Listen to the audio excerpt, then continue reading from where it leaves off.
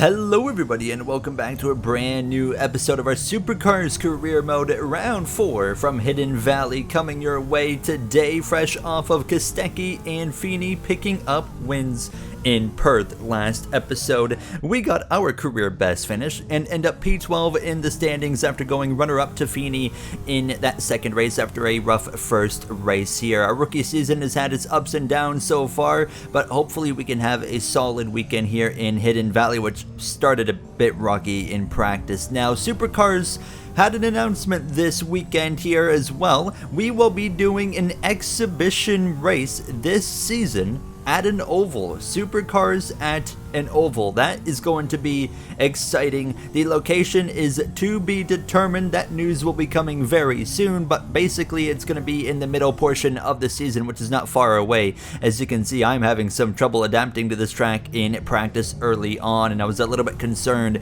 going into qualifying. Now, it's been a little bit longer than I would have liked since the last episode of the Supercars career mode, but a few weeks ago I got sick and I was down for almost a whole week, and everything was all over the place, and I've been spending the last week just trying to get back into the norm and structure of the channel, so it's taken this long to get the Supercars back going. However, we're ready to focus back in on this season, and we roll through into qualifying, showcasing my quickest lap here from Hidden Valley Turn 1, a long sweeping left-hander. Got to be very patient, really got to hold that brake for a lot longer than I'm used to at really any racetrack. It's just very patient, wait for it to hook up, and then we come through this little right left-hander right here, and then we'll have the heavy braking zone here into this right corner, heading into a hairpin. Now, this is an interesting hairpin, going to be a good opportunity, especially on the opening lap, to gain some positions here. As you can see us heading into it, a little bit of oversteer there, under braking as well, but we get it wrapped around and we open up that throttle. I've been kind of struggling all weekend long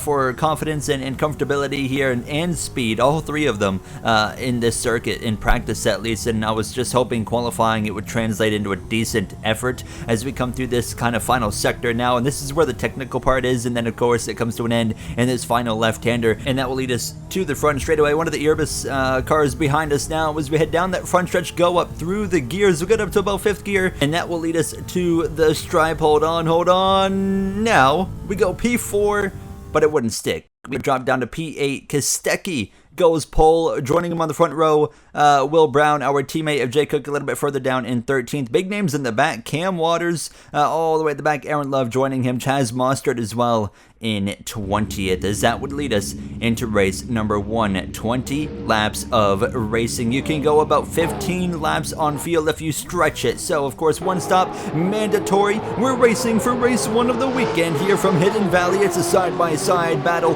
between Brody Kostecki as well as Will Brown into turn number 1. Thomas Randall, a strong start here this weekend for a driver that's had a rough season so far. Can he start to turn things around? Kostecki side-by-side with Brown on the exit of turn number 1. They continue wheel to wheel, but I think Brown is going to get the advantage. Yes, he is. Kostecki hopping over the curbing up on 2 wheels, saves it. What a drive there. Will Davison P3 over Randall in that 4th spot. We're side by side and leaning on Mark Winterbottom a little bit. Winterbottom has had a very strong start to the season. No wins yet here now through the hairpin. He's on that left side, really hopping up over the curb. I got Tim Slade just behind myself, and he's under attack from Anton Di Pasquale as well. But we settle into 9th place here, so not great. We qualified 8th, so obviously we lost a position here on this opening lap as we kind of settle into the technical part of the circuit. Very easy to overdrive this part and get yourself in trouble very quickly, so I was kind of just building my confidence through there and just really still kind of finding my own through this section of racetrack here. But at least we complete lap 1 in a clean fashion, and now focus in on the next 19 laps of this race. Race 2, of course, also 20 laps here now as an opportunity up the inside of Winterbottom into the hairpin. Brock Feeney just in front, and a bit of contact there on the front bumper of Winterbottom, but we clear him, get the job done, and now he's going to pick the nose and actually run into my right rear as things start to get physical with a veteran of the series. Now side by side as we go into the technical section. Winterbottom's not going to lift, and he gets through on the outside as things start to get a little bit heated here between himself and I. I appreciate him running into me there. Don't worry about it, mate. Just focus ahead here. Our race engineer James Small relays the info, just saying focus ahead. A run on Winterbottom. Down this front straightaway, we break deep into turn 1, and we've outbraked ourselves. A lock up on the left front off track we go, and now our frustration's getting the best of us now, trying to go back at Winterbottom, and we've totally thrown a good run already, down to 13th place. We rejoin behind our Trackhouse teammate Jay Cook, of course, round 1 winner from Bathurst. It's been a heck of a rookie season for him. We are turning our rookie season around, of course, but certainly a moment like that is not going to do us any favors. We've kind of been struggling all weekend long in practice. We showed up in qualifying and put up a decent effort as well, but yeah, I mean, certainly not the start we were looking for. Yellow flags actually briefly on the track. Not sure exactly what that's about, but it looked like it was cleaned up very quickly. Probably someone just going off track. Look at the track map there on the top right of your screen. The 2 leaders, Brown, Kostecki, driving away. As you guys know, as usual, the strategies are split between 2 stops and 1 stop.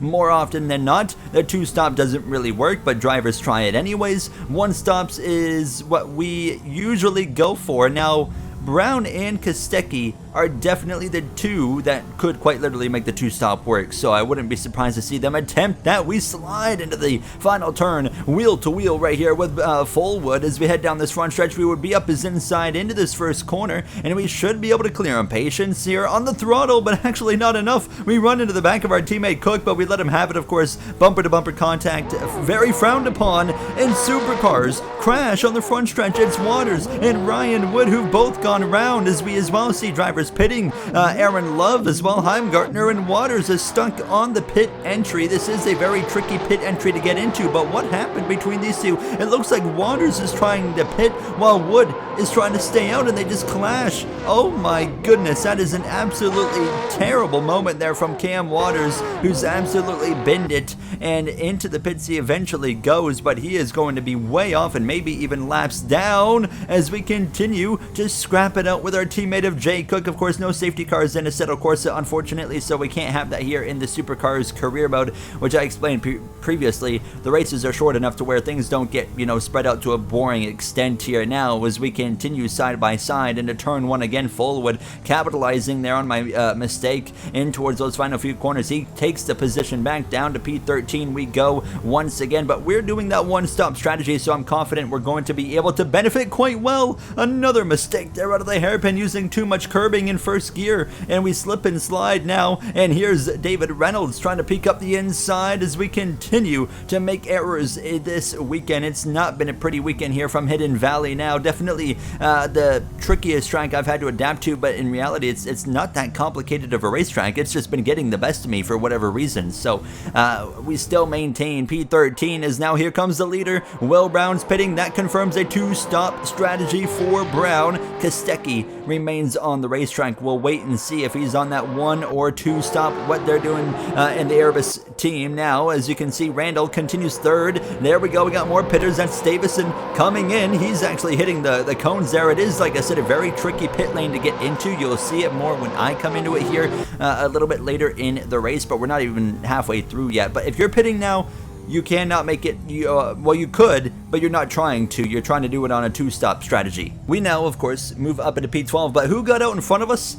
Will Brown has already been out, and he's still in front of us. That's how big of a lead they've had. That's how we know the 2-stop will work for them. As now, lunging up the inside of Fullwood into the hairpin. We'll try to clear him on the exit. There we go. Back up a position into P11 now. There's Kostecki. He's into the pits. There's Brock Feeney behind Randall. Feeney pits. Slade, and there's Brown right there. That tells you just how dominant his car is right now. And here's Kostecki. Many others as well. Jay Cook pitting my teammate, but Kostecki comes out in front of Will Brown. That's the battle for the lead, of course, in this race right now, and they are going to battle it out probably for the rest of the race now. I don't think anyone's going to have anything for them. As I have stayed out, we got more trouble. Heimgartner's crash on the pit entrance, and there you see it. He hits the left wall, bounces into the right, and around he goes, so he would be stuck. Fortunately, they do go into like a ghosting effect when they do that, and you're going to see this multiple times. This track's a little bit dank, and I didn't realize the pit entry had that issue beforehand. Otherwise, I probably would have looked at a different track, but I don't know. We'll wait and see how it plays out over the course of the rest of this weekend here. Now approaching the halfway point of this race here from Hidden Valley. Randall currently out in front, but Kostecki and Brown on the two-stop strategy are still lights out quick compared to the rest of the field. Nobody really has anything for those two. They're going to battle it out here, but Kostecki getting out in front of Brown is a big deal. Lap 11, 10 laps to go at this point now, and I'm settled in behind Winterbottom in front of Macaulay Jones, and here comes Stanaway and Winterbottom in at the end of lap 11, come to 12, so we go up to P4 in the top 4. Two drivers still have to pit. That guy Randall comes in now a few moments later, and actually he makes a mistake there, but he's going to be okay. Will Brown run on the back of Kostecki, looks to the inside on the run into turn 1. The Red Bull driver, winless so far on this season, looking to change that today. Brock Feeney, of course, his teammate, has 2 wins, and to the lead Will Brown goes. Kostecki just can't quite hold him back now, not quite enough speed as more drivers pitting. Macaulay Jones, Nick Percat as well, puts 108 liters of fuel in his car. He will be going to the end of this race. Pretty well look at it this way. Macaulay Jones is just retired from the race, so something's gone wrong there. But basically, if you pit before the halfway point, you're trying to two-stop it. If you pit after the halfway point, more often than not, you're trying to one-stop it. We've done a lot of one-stops this season, and of course, we're doing that here again. We're about to pit here now. Lap 14 of 20. Will Brown comes in for his second stop. Kostecki stays out again, but Will Brown is already moving. It looks like, yes, he is. He's already moving in the pits, but we are going to get out in front of him. But obviously, we have to pit, so this does not matter. He'll be out in front of any other car except for myself. Brody Kostecki stays out an additional lap. I'm finally coming in at the end of 15, coming to 16, so it's only going to be a 5-lap run. We are going to change tires nonetheless, so we'll come in 14 liters of fuel in the car. We'll fill it up here. We'll get tires on. Very quick tire swap now, and we will patiently wait. We put 44 liters of fuel in the car total, and Jay Cook in front of us. Hill, Percat, Payne, Winterbottom, but we know Jay Cook is going to for sure have to pit again, and as well I think Percat might have to, and same for Payne, so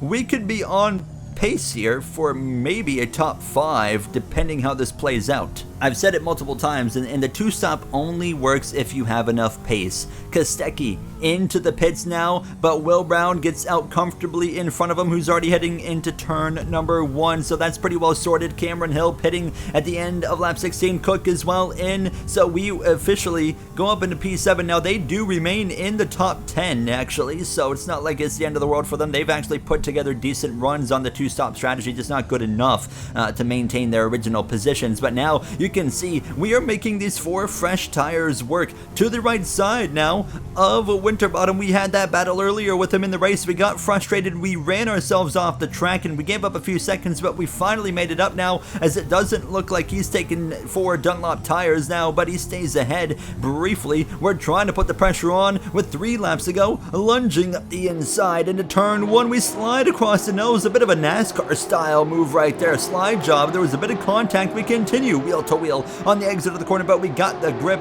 and we get ahead of Mark Winterbottom. Behind him, there you see Richie Stanaway trying to hold off Chaz Mostert, who's been on his way forward all race long. Jay Cook still inside the top 10 on the 2 stops. Will Davison was in the top 5 earlier. Things haven't quite worked out for him, unfortunately. There, as you see, James Golding. Macaulay Jones, that said he retired, he certainly hasn't. He's on the racetrack, so I'm not quite sure what that's about there. As you see, Jack LeBronc as well, trying to move his way forward. Not been a great day for the Bathurst 2 winner, race 2 of that weekend, that opening weekend. Cameron Hill there running kind of all on his lonesome. Brock Feeney, things haven't really worked out in his favor today on the 2-stop, well outside of the top 10 after winning the most recent race in Perth. David Reynolds as well having a pretty mediocre day. Ryan Wood just in front of Will Brown, the leader, of course, and then Anton DePasquale is a lap down, as you see Kostecki trying to chase them down as we continue on. At this point, Thomas Randall P3 with a couple of laps to go. That's going to be a heck of a weekend for him, for one of the drivers that's towards the bottom of the point standings. It's not been a pretty season for Thomas Randall. I'm just bringing it home at this point, not expecting to run down anybody, but we got more pitters with 2 laps to go here. Payne into the pits. That puts us into the top 5. He should be the last one pitting, though. Percat, Randall, and everyone else all on the 1 stop around us, and we are running down Nick Percat in these closing laps, still putting this fresh rubber to our advantage here now. So 4th is very much on the cards now. Right to the back, a bit of oversteer, under braking, but we keep it pinned. But into turn 1, final lap of race number 1 here from Hidden Valley. You see in the bottom left how close the field is. It's flashing at us, letting us know it is close, but that means we have well got the strategy right and the amount of fuel into the car right. Earlier in the season, we had an issue of putting too much fuel in the car. We were losing a large amount of time, but we've done a good job even with the frustrations. Now, a move up the inside of Percat. Do we clear him? No contact, door to door briefly on the exit of the corner, and Percat's gonna fight back up the right side, and he stays ahead. Will Brown down the front straightaway is gonna come through to get his first win of the season. It's the Red Bull team's third win overall this season, and it's gonna be Kostecki in second place, and Thomas Randall, a podium finish for him as we exit the final turn behind Nick Percat. Not quite enough, as you can see, it drops us down to P8. That's just because lap cars are crossing the line. It's actually P5 as it'll update right there. A solid drive after a frustrating start to the weekend. We will absolutely take that. And we look at the rest of the finishing order. Cook inside the top 10. Will Davison rounding it out. But some big names. David Reynolds down in P18. Brock Feeney P15. Just never had a good day going. Cam Waters, after his issues early on, his shenanigans, 23rd behind Gartner, had more issues there in that pit entry. Ends up dead last coming into now race number 2 on the weekend. Of course, same situation, same track, etc. As well as 20 laps once again. Now there is a threat of rain, light rain, towards the later part of this race, so that could play a factor. It very well might not, but just looking at the weather forecast, it is at least a factor here. Qualifying went relatively similar to the first qualifying session earlier in the weekend, and this is my fastest lap coming out of that final turn down this front stretch, getting up the gears through into 5th now and making this long run down towards the stripe. We went P6 for now, but the question is, would it hold? The answer was it would. P6 is where we'll start. Will Brown wins race 1. He'll start from pole for race 2. Cam Waters rebounds up into P2. Big name towards the bottom. Pasquale all the way at the back as well. Brock Feeney, P14 starting position. It's not been a pretty weekend for him, as now we are ready to go lights out 20 laps again, looking for a potential similar strategy to what we just ran, because we know it worked in race 1. We're racing from race 2 from this Hidden Valley Raceway, and it's a poor start for myself. A great start for Will Brown. Chaz Mostert drag racing into turn 1 with Cam Waters. Who's going to get the advantage? I think it's going to go to Mostert now. You see Kostecki trying to settle in there as well. I'm side by side with my Trackhouse teammate of Jay Cook. We've had a few moments with him already this season, but we really haven't beefed it up, because the moments we've had together, we've kind of settled it immediately and made sure it didn't turn into anything. Now, Trackhouse Racing, of course, a great start to this rookie campaign for both myself and Cook and this brand new team, as we will be having still a team meeting going into next episode, especially because it's a double header episode with the NASCAR Cup Series at the Chicago Street Course. That's replacing the 4-race Melbourne series that we see in real life, due to just Melbourne not being able to hold enough cars in Assetto Corsa. No matter what mod I could find, it was just really set up for F1 grids, and that's, 20 cars, sometimes 22. So battle for the lead already though. Mustard of the inside of Brown. It appears Brown right off the bat maybe doesn't have the speed he had in race number 1, and now drag race towards turn 1 again. You got such a long straightaway to make things happen. Mostert would tuck back in, then pull back out of line up the inside into turn 1. He made the pass on Waters a lap before, who logs up in the background. He goes way wide, but Chaz Mostert to the lead here in Hidden Valley. No wins on this season for him. He looks to change that today. I am going at it now side by side with Richie Stanaway, or sorry, not Stanaway, that's Matt Payne, as we settle in behind him. However, now as we run P5 nearly into the back of him, just in front of Brody Kostecki, as we have clearly the advantage now. We'll look to the right side into the hairpin, get down into first gear, but push a little bit wide. That's going to hurt our potential, but we try to throttle up as hard as we can to stay alongside. Not going to happen. We settle into P5, but still a solid weekend going for us. The battles continue, and Thomas Randall, what's going on here? Thomas Randall, he's second on track, but not in positions. He's actually a lap down. He actually got turned right here, lap 2, by Percat. Turns him right around, and he would stop here, which would put him a lap down. Eventually, he would get it, of course, back going, obviously. But we pass Matt Payne in the hairpin. Will Brown is really struggling for pace. He is dropping back. Waters into second. Mostert continues to lead, but look at the track map. I don't know how he's done it. Mostert is setting an unbelievable pace. He's already down into turn 1 while we are not even at the start finish yet. So Chaz Mostert is unbelievable unbelievably quick. We've made another mistake this weekend, slipping and sliding on the exit of turn 1. We somehow maintain position, but now we're under attack from Matt Payne, Kostecki, Davison as well. David Reynolds having a solid run as Payne's going to lunge one up the inside. Now an unexpected move there, and it's going to work. It gets him alongside of us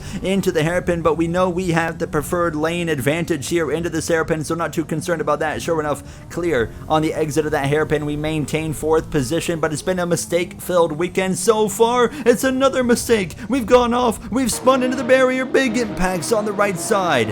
I hate everything about this track, dude. I am so bad. I need to pit.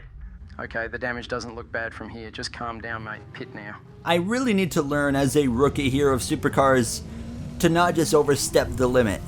We can make it to the end from here. We are going to still try to one-stop it, even though usually if you pit in the first half, you're trying to two-stop. Now, we did have to spend a few moments extra in the pits to repair some damage, but it's not going to be a big deal. The one stop, and I mean, we rejoined the track there in a decent position. We could probably still sneak a top 10 out of this based off of drivers not being quick enough on a two-stop. Mostert now pitting from the lead here as, oh my goodness, Mostert has just ranked himself into the pit entry. He's thrown a win away. Here comes now Cam Waters to pit. Can he take advantage? No, he can't. He's done the exact same thing. The two front leaders have crashed. Matt Payne's gonna do it too. Embarrassing and unbelievable drama. At the same time, other cars are getting through, but the top 3 drivers all just completely threw their races out the window. That is 3 free positions for myself right there. Will Brown would take the lead. He would pit though momentarily after, and I cannot believe what we just saw. Now the AI being stupid. I think it's safe to say we probably won't come here next season due to that pit lane issue. More cars pitting now. Fullwood, Pasquale, I think Kostecki was a part of that as well. Feeney and Cook still out on the track. Jay Cook now pits on lap 9, and I'm just running my pace, and suddenly I'm realizing, I mean, especially with those 3 cars out, or not out of the race, but with that big issue that sets them back a massive amount of time, we're definitely going to have a chance to get a top 10 out of this now. So we've made our own mistake, but now we're able to regroup because of the mistakes of others. So I mean, I guess the best weekend for mistakes to happen is when others are making even larger errors where they're stopped and they're stationary for 20 seconds instead of me who was stationary for, 6 or 7 seconds. So we're going to at least have a chance to get a pretty decent result. We're going to be struggling for tire wear towards the end of this race, but I don't think it's going to be that big of a deal here. So at this point, it was complete chaos. I didn't really know what was going on. I was more confused than anything. Love and Hill now pit from the top 2 positions. They're on the one stops, and Cameron Hill might have an opportunity here to do something with this race. He's out in front of Kostecki. Kostecki's just now pitting, actually. As you can see, Cameron Hill is going to exit in first place in front of Winterbottom. There's Feeney going side by side with Will Brown. They actually make contact. The 2 Red Bull teammates going at it in turn number 1. But Cameron Hill, who's already got a win this season in the rain, if you remember, in Topo, well, he's looking for win number 2, and it's not even like he's in the mix for the championship right now, but he's suddenly got a chance to be tied with Feeney for the most wins of the season as they battle hard behind. Winterbottom settles in as well, but my goodness, this is really turning into a heck of a race now. Like I said, a lot of confusion that just suddenly, with the one-stop strategy, with the chaos of cars in front and other cars doing a 2-stop in front of him, Cameron Hill has just pounced on the opportunity and on the one-stop is in perfect position. Another mistake as we closed up to the back of Tim Slade, and now here comes Brody Kostecki to go through on the inside. Easily the roughest and most embarrassing weekend. We need to settle down. We need to kind of, pull ourselves back a little bit now. Yellow flags in this first sector, and it's actually David Reynolds who's gone around, maybe on his own. Cars trying to go through Tim Slade. I believe that is just absolutely bulldozed into the side of him. Actually, no, that might be James Golding. It is Golding, and you see it there. I mean, he locks up and does it all on his own. That will be day over for David Reynolds. Now we continue sticking with it. We're up into 14th due to Davison and Percat pitting on their 2-stop strategy. Now we are P14 just behind Brody Kostecki. My goal at this point is kind of try and follow him here for a few moments and let him guide the way and open the door for us. He actually makes a mistake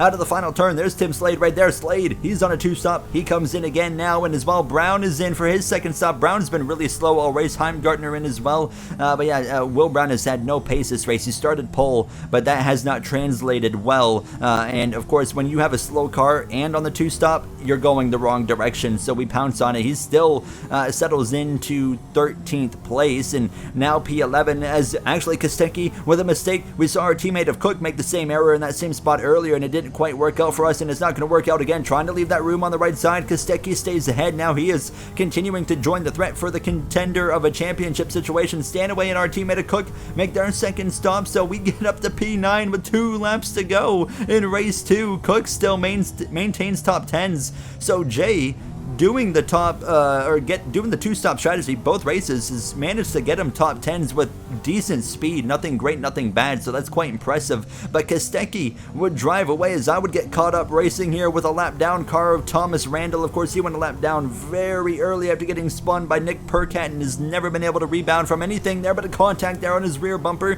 But Cameron Hill is in control. He has pounced on opportunity here today from the top 3 of 4 drivers making big mistakes, and as well using one-stop strategy to his advantage. Winterbottom P2.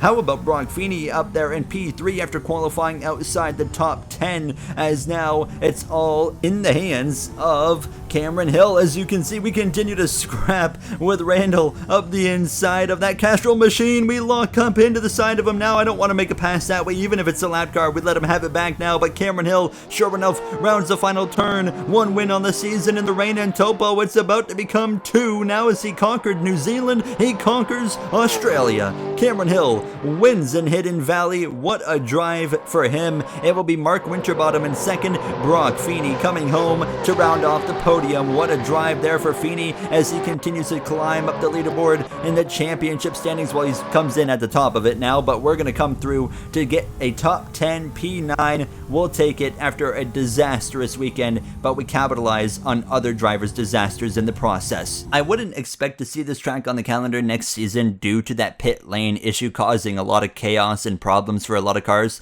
but you see the finishing order there. We still get the top 10, Jay Cook as well, Macaulay Jones with the top 10, Aaron Love as well, but of course the big names that did not see good fortune as well. Cam Waters ended up 23rd. Actually, I have no idea what happened, or that's stupid. Yes, we do. We saw him in the pit entry crash. Same with Mostert, Matt Payne as well. They all end up 22nd, 23rd, 24th as well. Terrible days for those guys. Looking at the points now, Brock Feeney still at the top, 27 points ahead of a driver, Mark Winterbottom, that beat him in both races today. Kostecki third, Golding, Brown, Cook all in the top 5. We are P9 in the standings, so we've moved into the top 10. 4 top 10s on the season. Cook is standalone. Most top 10s in the series at 6 on the season as a rookie. That is quite impressive as Randall moves up to 18th in the standings after a decent weekend. Well, race 2 was still pretty bad. Matt Payne at the bottom of the standings. That's going to wrap it up for me. Next episode, 4 races. We head to the United States for the Chicago Street Course. I look forward to seeing you guys then. Thank you for watching. Have a great day.